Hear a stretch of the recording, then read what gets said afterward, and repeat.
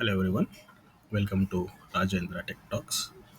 Today we'll discuss how to install MySQL and few MySQL database basics of it. Okay, we'll start with first in downloading the MySQL software. MySQL download. In MySQL downloads, we required three softwares to be installed. One is server, another is workbench, another is shell. So we'll try downloading it. Click on downloads.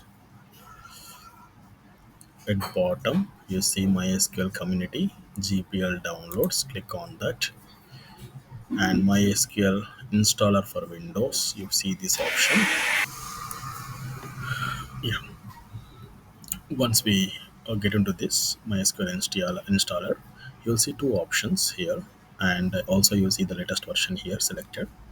You'll see different versions, but always pick the latest version and take the minimal size of this 2.1 m. That is fine for us. Select this, click on download, and here it will take you to this. Here it's asked for you to log in, or if you have already account you can sign up, but for us it doesn't require. We can just click no thanks, just start my download. I have already downloaded, so I can showcase that downloads.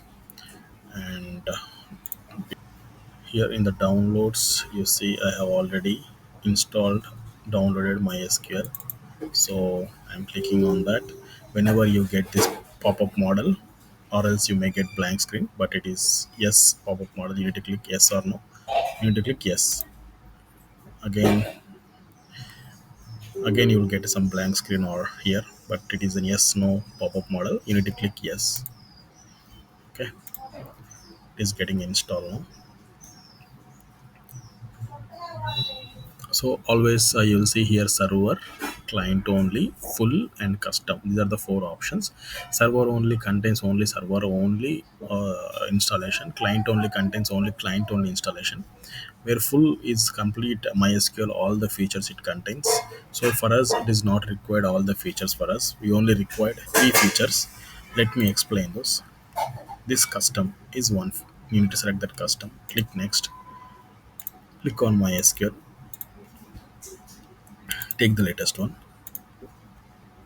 Okay, now collapse this, go to applications. MySQL workbench is required for us. This is the IDE where we can write commands of query. Okay, select query, update query, all the queries you can perform in this workbench. This is very helpful, and this is provided by MySQL. You can select this latest one, collapse this, select MySQL shell. MySQL shell is also to write the queries and update queries, and create database. Everything you can do using MySQL shell. But this is a shell command prompt. Okay, people who has more hold on commands, they can use this MySQL shell. I will install this as well. Okay, click next.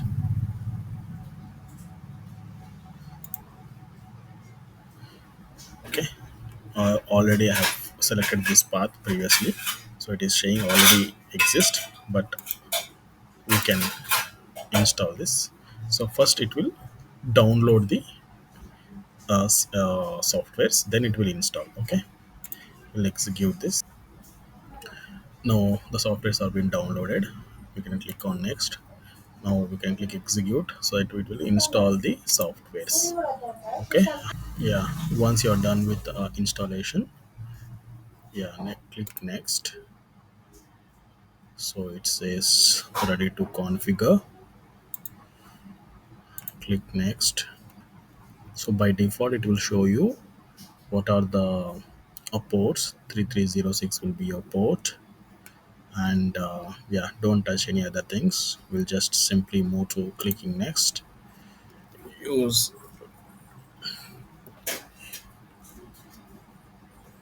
we'll go to the recommended option next. So it will ask for you the a root password. So this password is secure. Actually,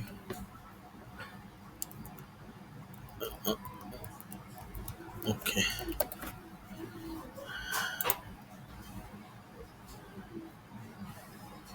so provide the password, check it, click on check, and things looks good.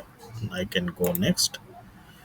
Here it will say this is our service name MySQL 80 and standard system account is fine for us. No need to change. So it will update all this stuff once you need to execute this. So it will update everything. Okay.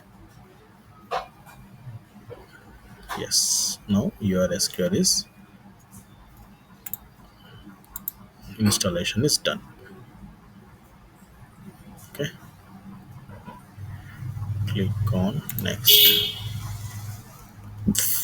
So as I mentioned, we required workbench and SQL shell also we have installed. So both are done. We can finish this. So once you finish this, automatically it will open two things as we selected two things. One is MySQL, another thing is shell command, right? You need to go to MySQL bin, and then from here you can open two ways. One is open click command here directly, so that it will automatically open this path. Okay, automatically will open this path, or else you can open also like this. Open this in command prompt MySQL cd bin. Two ways you can open, two ways. Okay. So what we will do, we'll try to connect your. So what you are doing, MySQL, you are trying to connect MySQL user root. Okay, minus u is user. Who is the user? Root here, and we are trying to enter password. Right. So for that you need to enter password. I am entering password. If you see here, welcome to MySQL monitor. Your MySQL connection ID is 12. Okay, so it is get connected. So as I told you, we can connect via MySQL with command prompt. Okay, and we have also another option called workbench, where you no need to connect. You don't need to write commands from this shell command prompt. Okay, we have a IDE workbench. This is the root user which we just connected. Okay, technically it will ask password. If it is asked password, provide password and connect it. Okay, if you don't ask password, you need to, it will directly open it. Okay, so first thing is I have created one database. Now what we'll do, we'll create one more database for our purpose. Like, you'll be see all these options here. This is now what we'll be doing here. We want to create a new schema, and so we'll create a new schema. New schema is nothing but new database. Okay, we'll create test database. Okay, try type test database. The good thing about MySQL is that whenever you create any tables using the interfaces, this is called interface, where you don't need to write a queries to create database, create tables, create columns of under rows like that. So assume if you want to modify this database, you can select alter schema. If you want to delete this database, you can click drop schema. Okay, and now what we want to do, and if you open this test database, as we don't see any tables, views, storage, this is just, it will give us the schemas of tables, views, storage functions, but as of now there are nothing to there are no tables and views, so that we can go ahead and create a table like this. Okay, we can create one table. Table is student details. Okay, so what the table contains? Okay, table contains columns in the sense, see, for every student, it is required, like, the name, age, phone number, and the department, the course they are selected. So those are the columns technically. So what will we do? We'll be creating those columns to maintain the data, to store the student data. Column name. So I'll say first we'll give ID as a column name, just to give some ID to student. Okay. For that I'll mention student ID. Okay. Next, one more column. You just need to select like this. It will allow you to enter the student name, student date of birth, student department,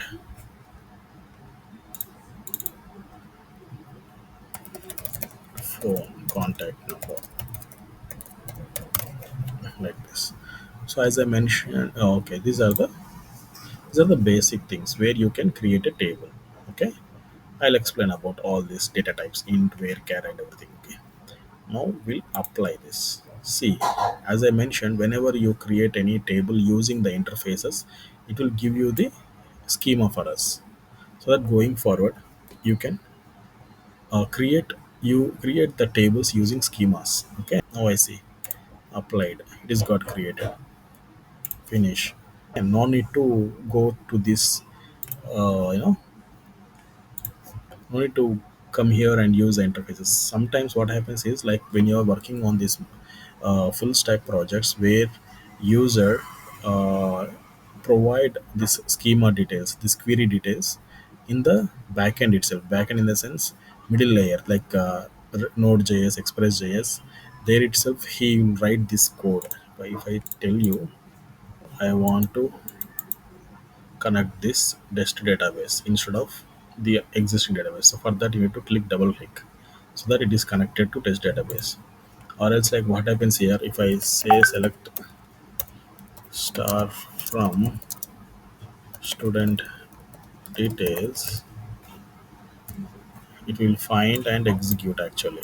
Okay, you see this, there are no records.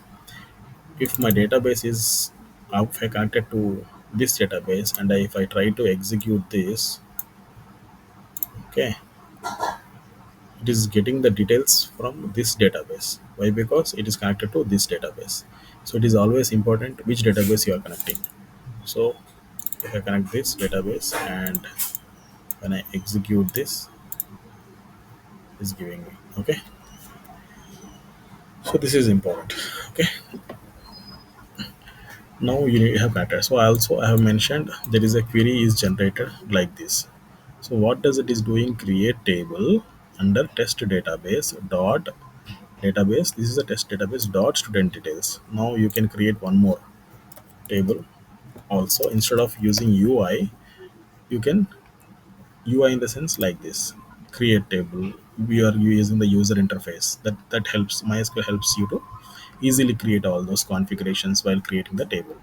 But there are some cases we require this kind of writing a queries when you are want to create tables or altering the tables, or you want to pick the table values, all those information you write this in one inline queries in the backend itself. Okay, so it's always good to have know how to write these tables. See, now what I have done, I'm about to create one more table.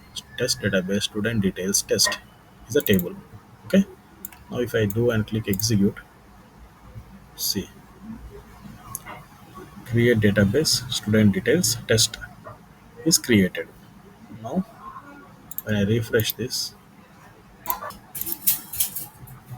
refresh all, you see student details test, it is also created. Okay, so this is how we do. So till now we have, okay, learn how we can install the MySQL and a few basics of creating tables. In the next class, we'll work on this query part of the uh, just adding the data in the student details and deleting the data in the student details, updating the data in the student details, how to read the data from student details. Okay, future, the next courses will be on store procedures, functions, and views.